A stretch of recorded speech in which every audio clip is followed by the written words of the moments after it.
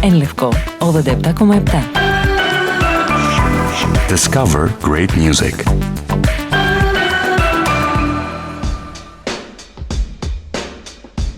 You've mentioned in previous interviews and even yesterday that Depeche Mode have always tried to be ahead music and technology-wise, which it has also accomplished.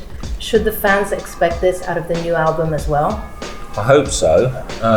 We used a new producer, James Ford, and he worked in a different way, very fast. So, we've nearly finished it, and we played you a selection. That was great. The sort of sound that we've got, and we're excited. It's very frustrating, obviously, speaking to you journalists. We respect you as well, and we respect the fact that you'd like to listen to the whole album to ask us about it. So it's, but we're very pleased so far. It did sound very intriguing and powerful. Yeah. I must say that soundbite. Perhaps we should do an album with every track lasting for 30 seconds.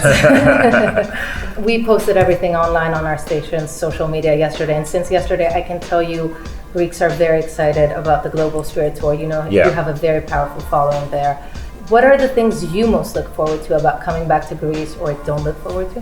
Well, there's nothing not to look forward to. Obviously we had a bit of a disaster there with Dave, which was a real nightmare, to be honest. You imagine 9:15, and you're walking around, glass of wine, ready to go on, and all of a sudden the manager comes up and says you've got to get out of here, and obviously very disappointing because we know how fanatical the Greek fans are, but we was also very pleased that the following year, the following tour, we was able to play the same place and do a great concert. Is there a particular place in Greece where you'd like to visit when you come? I know Greeks love to ask that question. I think Athens, just the historical, and we stay in this hotel, I forget what it's called, and you actually from your hotel room, you look up and you see, and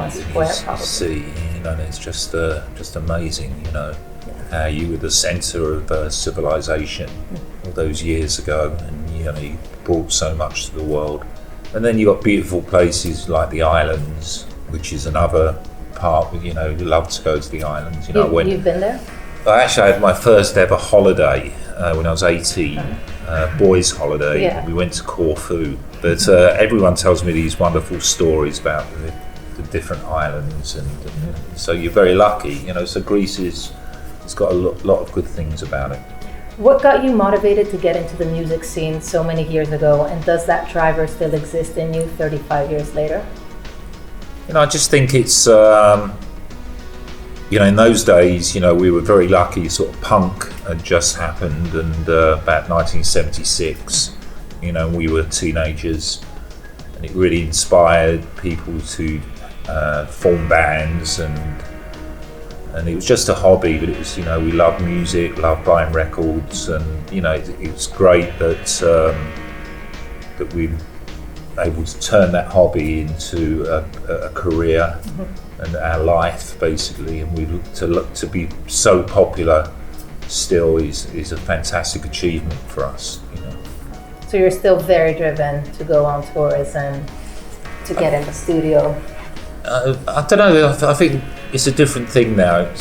There was a different drive in the early days because it was to try and make electronic music, popular, and it was quite a battle, against rock stations and rock music. And I'd say now it's just part of our life, So it's not a driven thing as such. It's just our life, And we're lucky with our life because we're not celebrities, so we can live normal lives, and then suddenly decide to go on tour and have this madness, craziness. So you get the best of all worlds. Do you believe that following the rise of the internet and all these new music platforms, it is easier or harder for new artists to be heard and to be liked? I said during the press conference, it's very difficult for young bands at the moment. record sales are so low, and tour support, which we had when we were a young band, doesn't exist very much now. So it's hard for the, I think electronic music is different. Yeah, and it has seen more of a rise in... Yeah, because you can record that so cheaply at home. And you can also tour, so and tour easier. You just need a cake to throw the people in. Yeah. That's fine. Do you think music labels are still needed in this do-it-yourself music world of today? I think more than ever. I mean, we were very lucky that we chose a small label, and I think that's one of the reasons we're still successful. I know we're now on Sony, but we still have connections with Daniel Miller. Yeah. He's still part of our setup, And I think it's more important. Mm-hmm. Yeah, and I think for small labels and you can do things cheaply. I think the drawback is mainly for conventional bands. I think it's quite difficult, because obviously there's 4 of you or 5 of you, and to tour is very expensive, and like I say, you're not getting much income. Right. Depeche Mode have always been game changers. Is there a current artist, band that you believe are game changers that we should keep an eye on as radio stations and as listeners today? Not really. I mean, I have to be brutally honest. This year has been, I've listened to mainly Depeche Mode. And the year before, I was DJing, so I was just listening to thousands of dance tracks, of which 99% of them were terrible. So I'm not the best person to ask. Yeah. Well, actually, I was talking about the person I said to my daughter, have you heard Viva's track? Because Martin's daughter's in a band at the moment. Nice. And they were really at a baby level, Okay. And that's what I was saying. Mine just played me her track, and it's really good. Nice. Okay. So there's an example, for instance. That's good. Could you share with us one of your favorite touring moments in any country, any time, any day?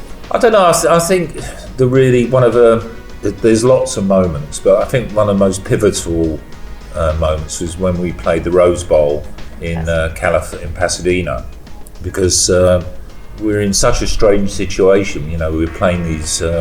We were so popular, but we hadn't had a top 40 album, and radio was changing, from rock radio to alternative.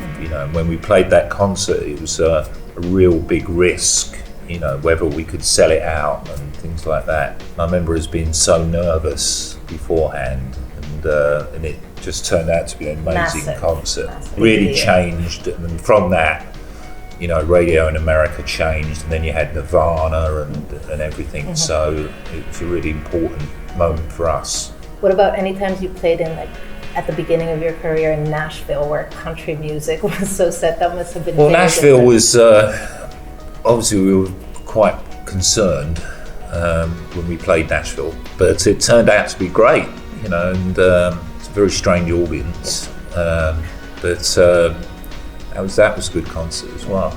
Okay, that's a big breakthrough for electronic music. I don't think it really changed our career. Once we were in an interview with the bassist of Metallica, and he was telling us that in preparation of world tours, it's very similar to an athlete before a huge race. How do you prepare physically and mentally for a tour? Well, we're all, it's different now to when it used in the sort of party days that we rehearsed by drinking lots beforehand so we could be used to the parties. But now we're pretty fit. We go to the gym, and we have to be a bit more sober. And we attempt to give 100% at every concert, and that's important to us now. In the old days, it used to be the backstage party used to be more important than the concert. So are you excited overall to get back on the road, and are there aspects about touring you have come to be more bored with, like these interviews, for instance? Yeah, interviews, but it's a necessary thing, and when you want your music to be heard by lots of people, it goes hand in hand. So, you just feel it's not one of the most enjoyable things in the world. Being on stage is very enjoyable, But, obviously, as we get older, travelling and, every day becomes a bit harder, But not the concerts, it's the, hotel, plane, drive, And again, that's why we have to be fitter and, and look after ourselves a bit more. Both Dave and Martin live in the US. Why did you choose to stay in the UK and especially London? And what does Brexit mean for you? They married Americans. I married a girl from my hometown, an Irish girl, so that's why I stayed at home. And Brexit, a very big disappointment. Did you expect it? No. And it's just terrible for the UK. And, living in London at the moment is such an amazing experience. It's such a cosmopolitan place. With all these wonderful nationalities and meeting people from all over the world, and then, of course, London overwhelmingly voted for, to stay with the euro. So, I just hope that in the end, negotiations, are good, that we still keep, the status quo.